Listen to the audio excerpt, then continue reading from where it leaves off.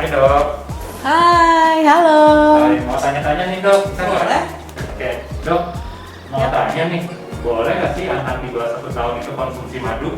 Oke, jawabannya anak di bawah umur 1 tahun itu tidak boleh mengkonsumsi madu karena bisa terjadi yang namanya infant botulism.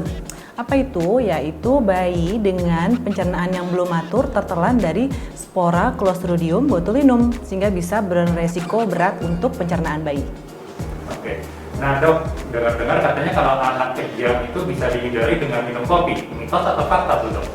Mitos ya, jadi sebetulnya ketika terjadi kejang itu adalah penurunan kesadaran sehingga langkah yang harus dilakukan adalah kita harus membebaskan jalan nafas, jadi tidak boleh memasukkan apapun ke dalam mulut termasuk mitos seperti kopi dan lain-lain.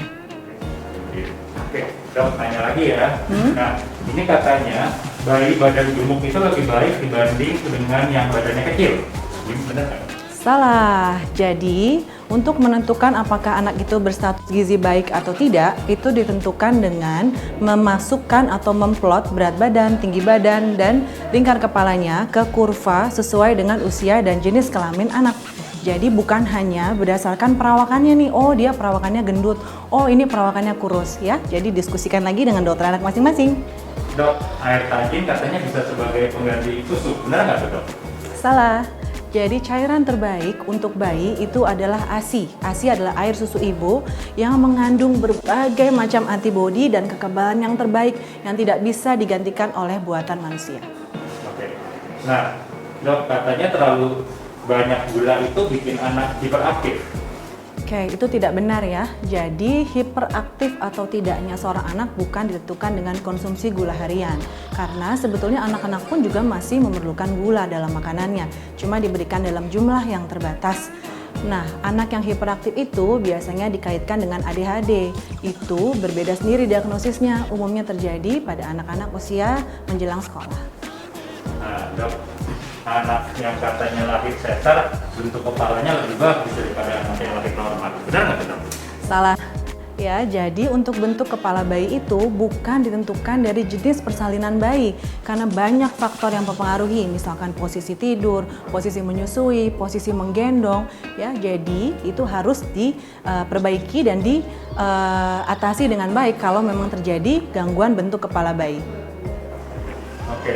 Oke. Nah, menempelkan koin pada pusat anak katanya bisa bikin kabur dong. Benar nggak tuh?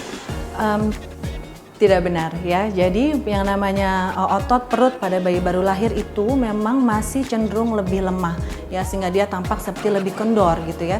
Nah, justru pada bayi baru lahir kita tidak boleh menempelkan apapun di atas pusar bayi karena beresiko untuk terjadi infeksi.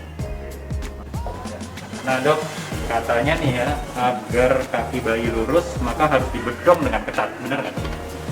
Nggak usah dibedong-bedong ya, Mams. Untuk bayi yang berusia dari bayi lahir sampai dengan usia 1 tahun, memang kakinya akan cenderung lebih bengkok. Jadi tidak perlu dilakukan bedong-membedong ya. Dok, katanya anak kecil tidak mungkin kena diabetes. Benar nggak sih? Salah.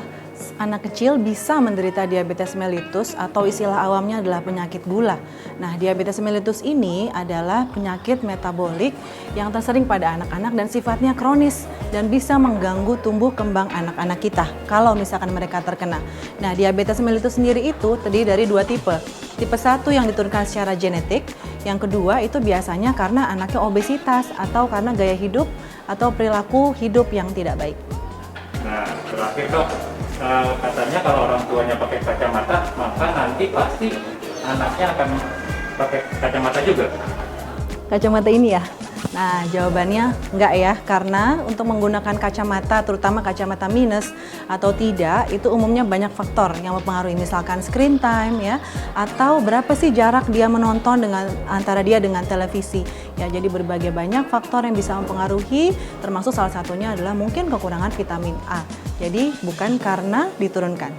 Oke, terima kasih banyak ya dok. Sama-sama, dah.